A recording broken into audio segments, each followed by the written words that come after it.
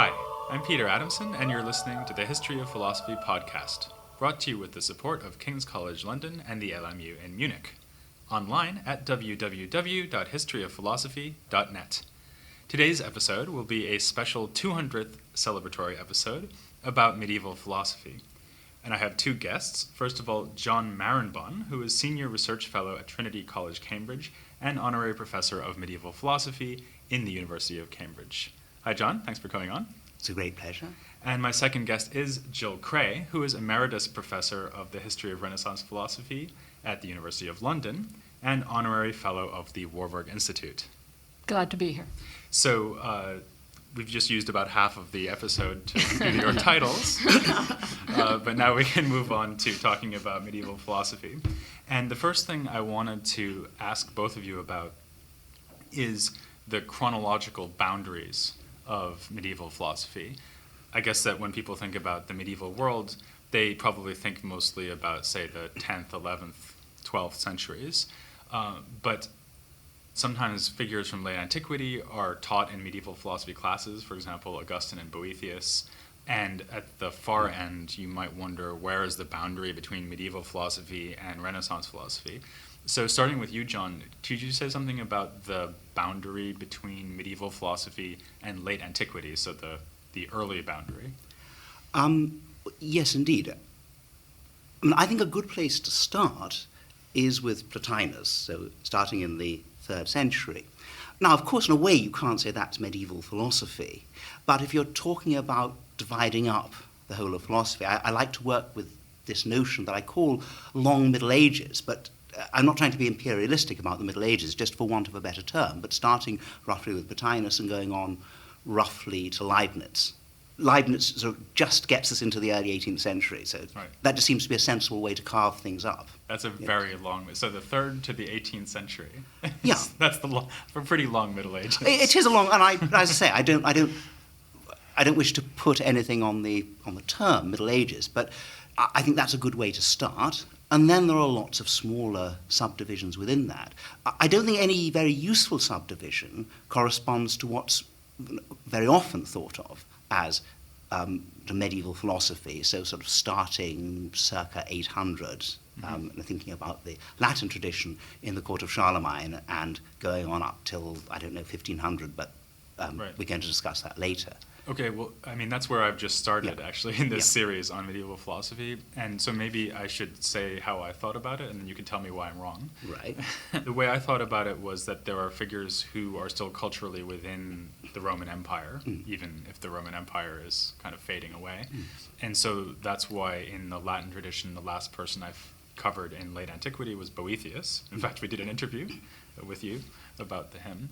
And then I thought, well, I could start sort of around the court of Charlemagne, because now the Roman Empire is really a thing of the past. And so we've got a kind of new cultural context for philosophy. Does that make sense, or is that not really a very good way of cutting up the historical periods? Well, I think that's unhelpful if you want to think about the way in which there's more than one tradition of medieval philosophy, which is something that you especially would be aware of. So you have a tradition in Islamic countries, an Arabic tradition, which seems to sort of tack on much more closely to late antiquity. It's hard, though, of course, you also, in a sense, have a discrete starting point for that, because you can start to see when people first do this sort of work in Arabic. But there's also the Byzantine or Greek tradition.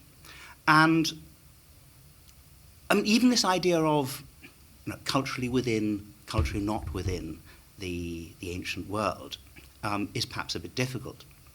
So I remember our interview about Boethius. And the odd thing is that Boethius is much more culturally within the ancient world than Augustine, roughly a century earlier. So there are odd things happening there. Then think about one of the most important early medieval philosophers, John Scotus Eriugena, who lived in the 9th century. Well, there's an enormously strong connection between him and Byzantine philosophy.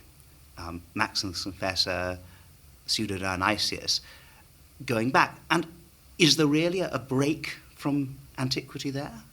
Right. So I think that's another thing we could maybe think about as being what is characteristic of medieval philosophy is which sources are they drawing on. And here, maybe I should say that when I talk about medieval philosophy, I'm really thinking about only the Latin Christian tradition, just because that's what I'm covering now. I mean, I've already done philosophy in the Islamic world as kind of its own story.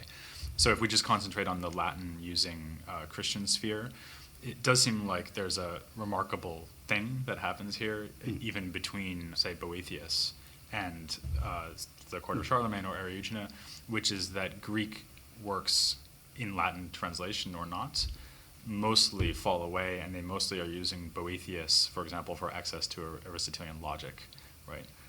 Or Boethius is in a position to read Plato, but someone like Alcuin isn't, right? With some exceptions. Well, I'd like to correct that in the sense that they're not using Boethius in the 9th century mostly. Right, that's true. That's more something which characterizes the sort of late 10th century onwards. I mean, I think where you are pointing to something which is obviously so is the fact that if you're thinking about the Latin tradition, then we do have to admit a gap, even though you're doing philosophy without the gaps, between sort of roughly Boethius and about the 790s in anything that one might really consider to be philosophical. It's not that people stopped writing in Latin, but I really would challenge anybody to find the slightest philosophical reflection in Aldhelm or in the Hesperica Famina written in Ireland or so on. There are some exceptions. I mean, there are some bits of philosophical speculation in some of these bits of Irish Latin from the 7th century, but insofar as you get a gap, you do, but it's only a gap in the Latin tradition. Right, and I didn't do Anglo-Saxon philosophy either, for example. I would say that people in the Renaissance, especially the 15th century, would support your view about Boethius because they were very keen on writing good classical Latin, and they thought Boethius was the last of the Romans, the first of the barbarians. They didn't like the kind of Latin that he introduced, and they would say he's really the end of that tradition. So they would certainly support your view if you're looking purely from a kind of stylistic, formalistic point of view, which in the 15th century was an important issue. So they would have associated Boethius in a way with the medieval tradition just because the of the way he wrote. The beginning, because the people they were reading from the Middle Ages whom they didn't like were using the Boethian translations and commentaries, and they were really very keen that if you wanted to think well, you had to write well. If you wanted to think as a classical philosopher, you had to write as a classical philosopher. And they thought that he introduced a lot of jargon, a lot of terms that were later picked up and developed.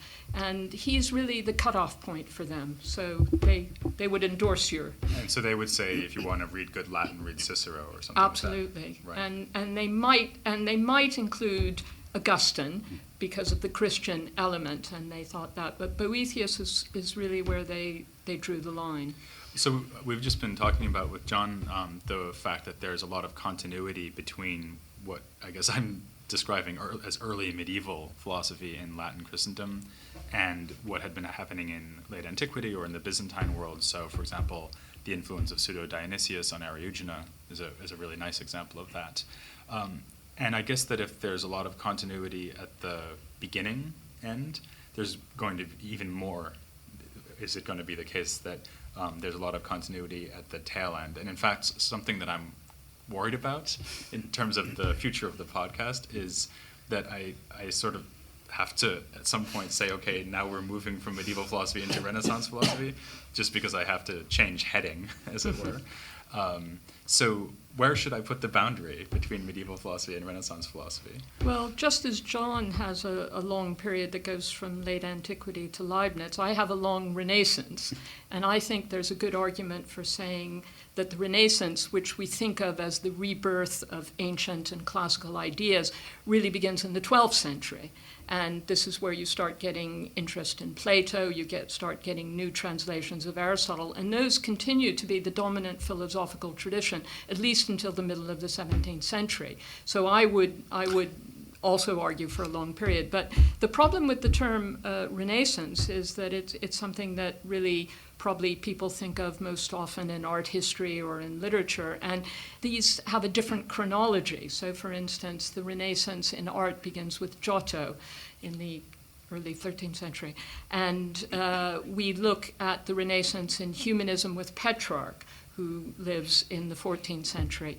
But in terms of philosophy, you don't really get anything that's new, that's novel, until perhaps the 15th century, as I was mentioning, where people start saying, we don't actually like these medieval translations of Aristotle. We don't like the medieval translations of Plato. We want to have new translations. We want to have new commentaries. We want to get at access to philosophical Greek texts that weren't available. So I think you could make an argument, depending on how you slice it up, either to start, as I suggested, in the 12th century, or if you're thinking about what's really new, something new that comes in, that maybe about 1400 would be the beginning of a tradition of re-evaluating the medieval philosophical tradition. It's still there. Aristotle still remains at the center until the middle of the 17th century. And I think that's the key element of continuity, because even many of the new Greek texts that come in are commentaries, ancient Greek commentaries on Aristotle. So I would say that there's a continuity, but there are fluctuations within that continuity where new waves come in and things change. And another issue is that if you're looking at universities, which are foundations that really begin in the 13th century, the university education in philosophy stays pretty stable from that period to the 17th century. You get people like Hobbes complaining about using medieval Aristotelian commentators in philosophy in the 17th century. So there are changes, there are new translations, new things come in, but on the whole, there's especially in the university tradition, a really large block of continuity. Yes, I mean, I think Jill has just said quite a lot of what I would want to say in justification for this sort of long Middle Ages as an overarching period. And I have no disagreement either, if you want to think then in terms of sub-periods, with either of these two sort of renaissances, a long Renaissance or a short Renaissance, because both of those ideas bring out important themes. I suppose about your longer Renaissance, going back to the 12th century, but then you might even want to go back earlier because of this whole business of 9th century humanism, people being very interested in the classics then, and so on. I think one thing that this whole discussion raises is the question of what is distinctive about medieval philosophy, if anything, that differentiates it from late antiquity or late antique philosophy on the one hand and Renaissance philosophy on the other hand. I think it's interesting that from the Renaissance point of view, one of the distinctive features of medieval Latin philosophy might have just been style. So actually the way that they write, the kind of terminology they use, the fact that they don't use nice Latin, so to speak. And they use a scholastic framework of, questions and disputations, very formalistic. You have a very standard way. You set up a problem, you argue against it, you then argue against that. And for the humanists who are modeling themselves in the first instance on Cicero, later on Plato, this is very inelegant. They like the more literary, discursive framework. They like to play around with irony and things like that. So for them, they regarded the scholastic tradition, this very formalistic tradition, as rather clumsy and not something you want to read for pleasure, which they thought philosophy should also be something that you could read almost as a literary and rhetorical genre as well.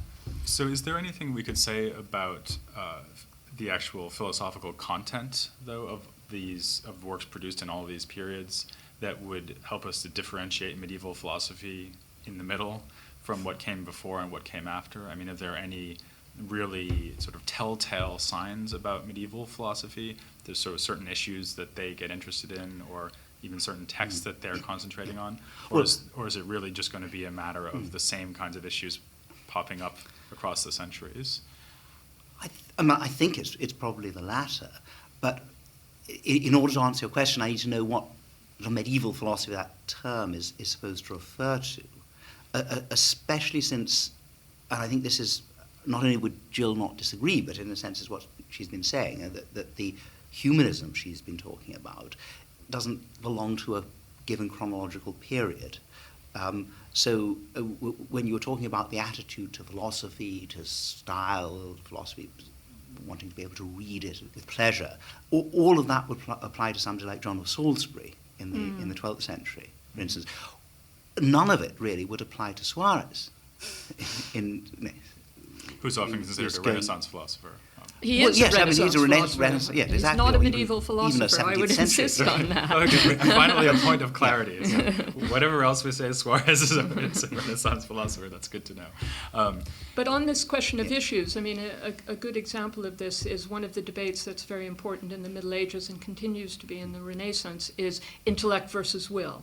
And this is something that people debated about, Franciscans versus Dominicans. And a philosopher whom I'm interested in the late 15th century, Marsilio Ficino, the first man who translated all of Plato into Latin, the great reviver of the Platonic tradition. And this is a difference, by the way, with the Middle Ages, which had very little of Plato, and after Ficino they had the entire corpus.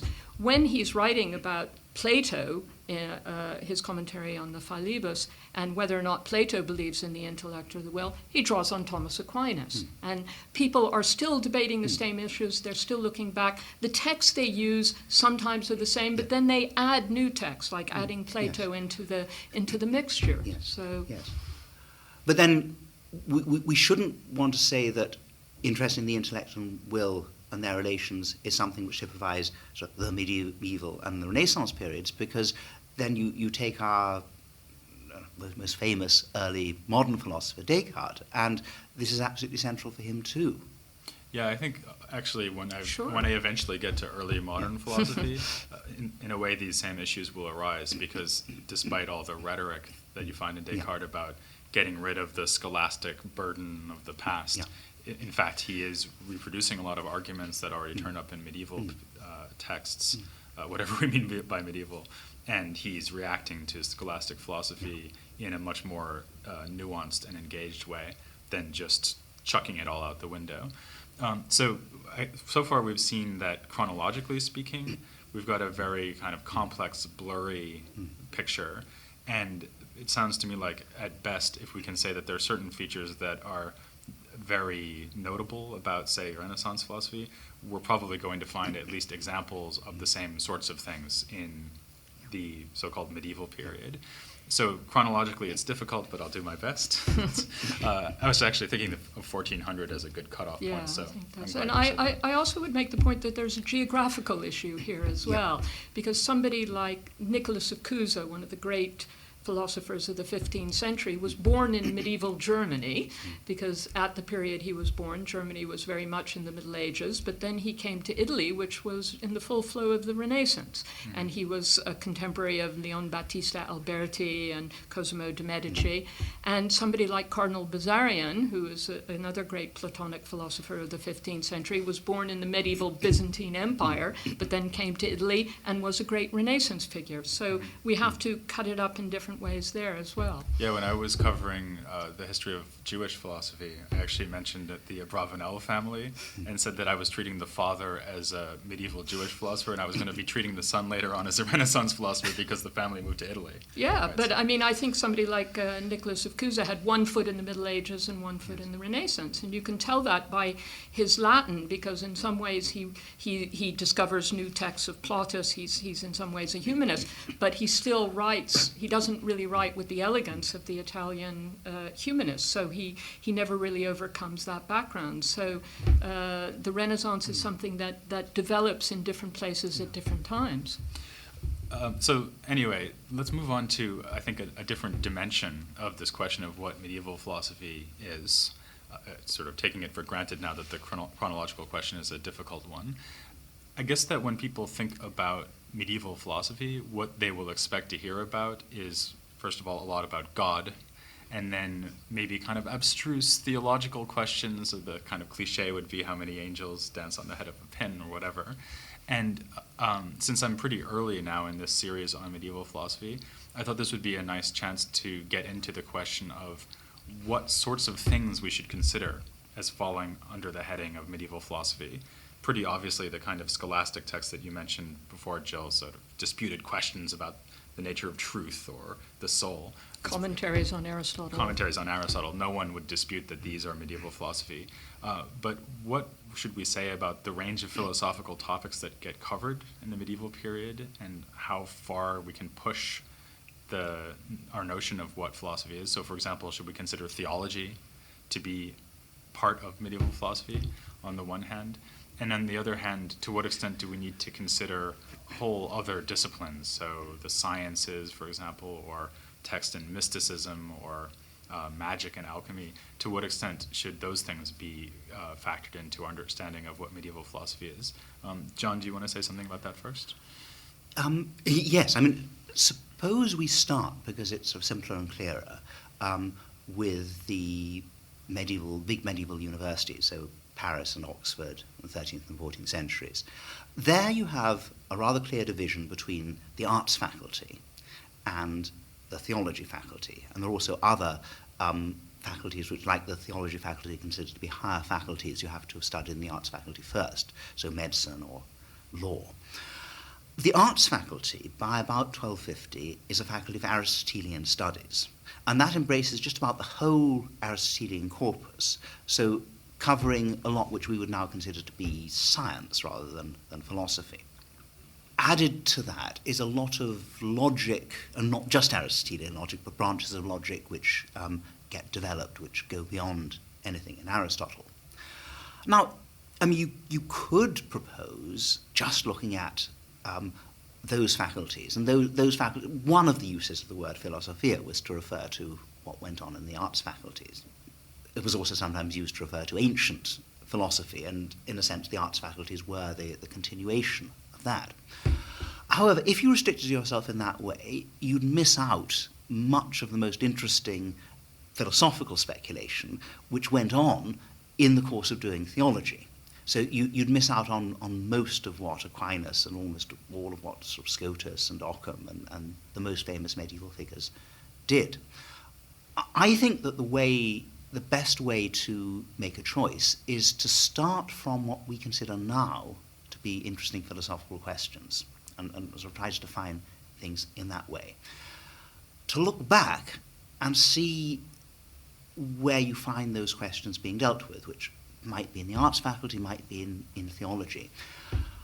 But then to place these discussions within their context. So you have to go beyond treating those narrow questions. So you're not just pulling out something for contemporary interest. You are going back and replacing it within its context, which often means doing quite a bit of theology. But as an historian of philosophy, one wouldn't want to be asking about a theological question for its own sake. So it as a historian of philosophy, you're not interested in the Trinity and how it can be that something can be both three and one, but in fact you'll find yourself dealing with lots of questions about the Trinity because that's where people discussed a lot of their basic metaphysics. Yeah, they talk about parts and wholes, for example, Exactly, when yes. they're doing Yeah. the Trinitarian question. In fact, I'm having an interview later in this series about theories of parts and wholes, and one of the things that comes up is that they talk about that in the context of doing theology, basically. So maybe we should draw a distinction between how people in that period used the word philosophy, or cognate words, and how we might want to use the word philosophy. So if we say we're interested in the history of medieval philosophy, then that roughly, according to you, and I guess I agree with this, would mean something like, well, what I'm interested in is anything that seems philosophically interesting from this period, which for the sake of argument I'm calling medieval. And do you think that's a sort of legitimate way of proceeding?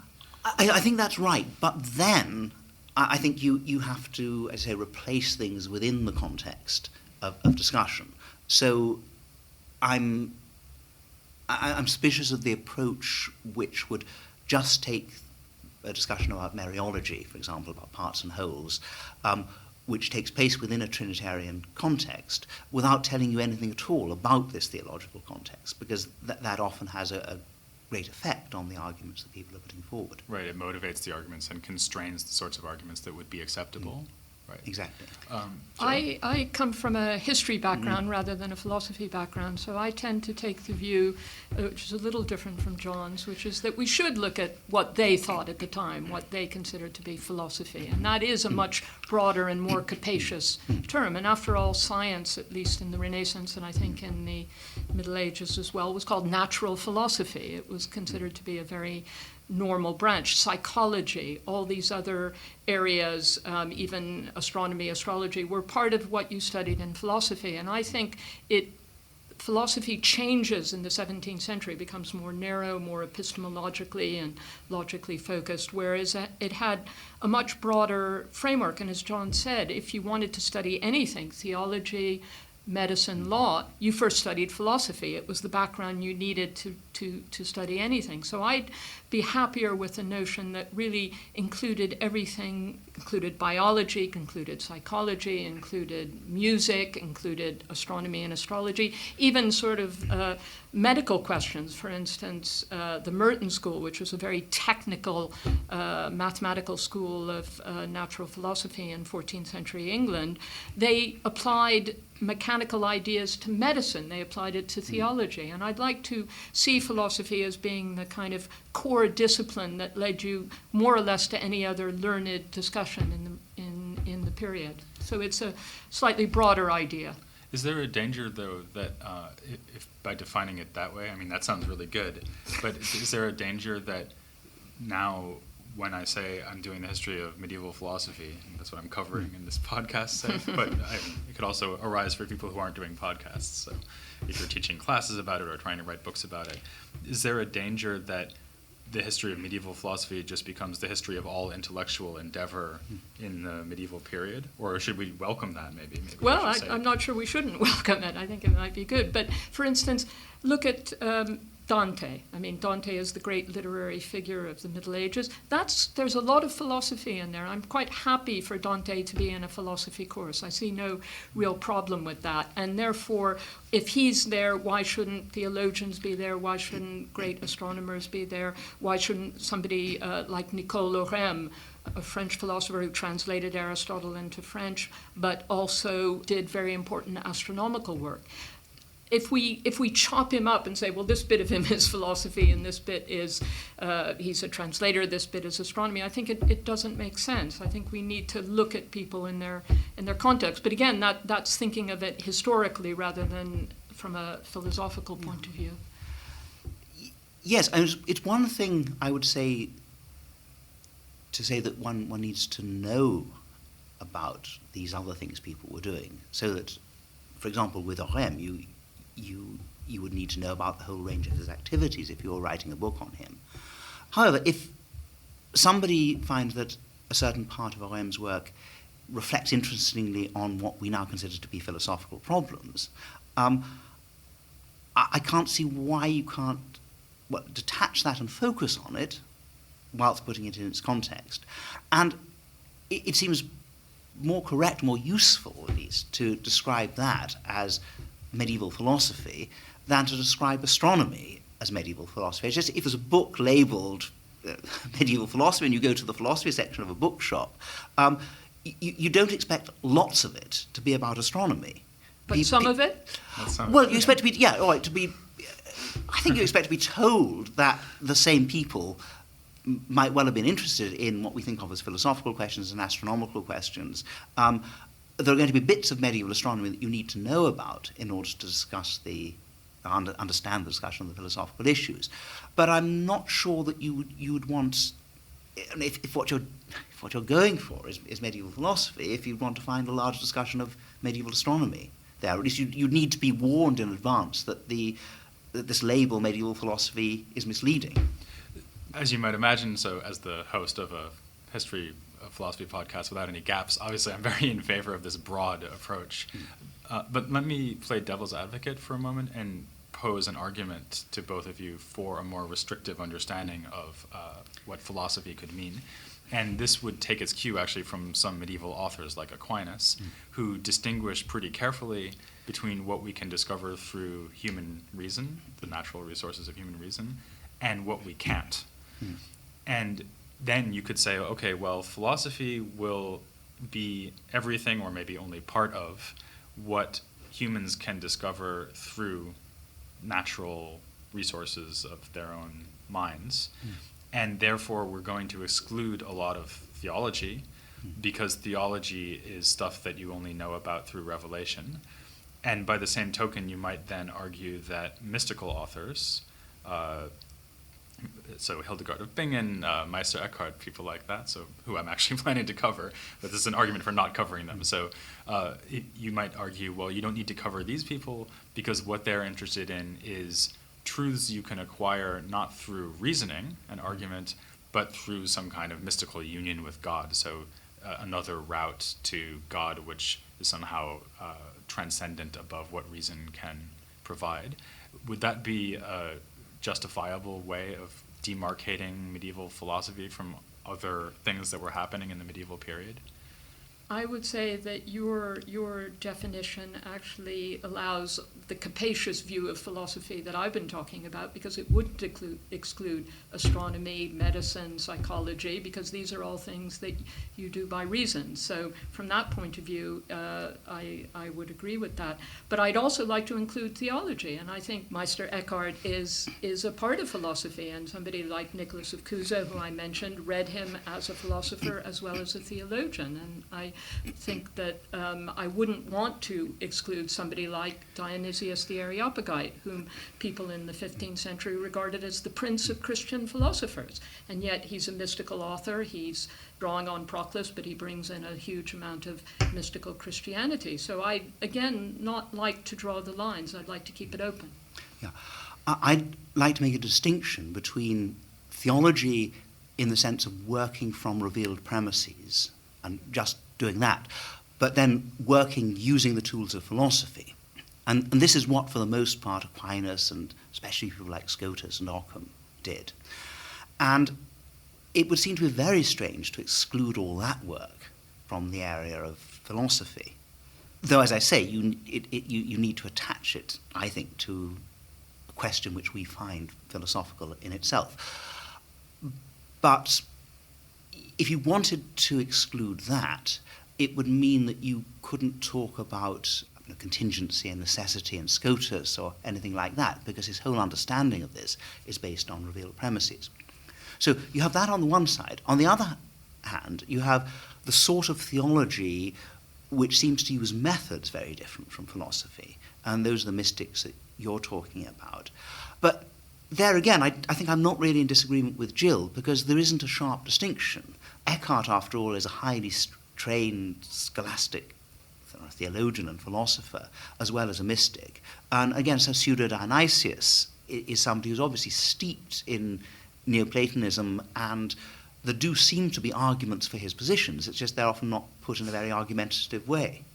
Yeah, I guess that there's two things going on there. One is that, I mentioned Aquinas because he distinguishes so clearly between what you can get through reason and what you can get only through divine revelation. But that's kind of an exceptional case. If someone like Meister Eckhart or the Pseudo-Dionysius, who I already discussed back when I did Late Antiquity, these are people who seem to be sort of doing philosophy, and then all of a sudden they're talking about mysticism, and then they kind of slosh back and forth. And so it seems kind of artificial to impose a distinction between the mystical part of their output and the so-called philosophical part of their output. But I think something else that John just at least implied, and that I'd like to really emphasize, is that even if you don't care about any of this religion stuff, right? You might be a convinced atheist, and sort of assume that you therefore won't be interested in medieval philosophy, and especially the parts of medieval philosophy that look more theological. A lot of the time, the advances that were made in the medieval period that are most relevant to contemporary philosophy and that prepare the way for later philosophy to the most extent happen in the context of talking about the Trinity or talking about God's relationship to the universe. And that example you mentioned is a really good one. Scotus's understanding of necessity and contingency, which, as we'll see later on, is a huge step towards our modern understanding of necessity and contingency. That is something that he develops in large part in order to talk about God. So if you say, well, I'm just not going to take any of this stuff about God seriously as philosophy, then you actually would miss some of the most important things that have a bearing on the later history of philosophy.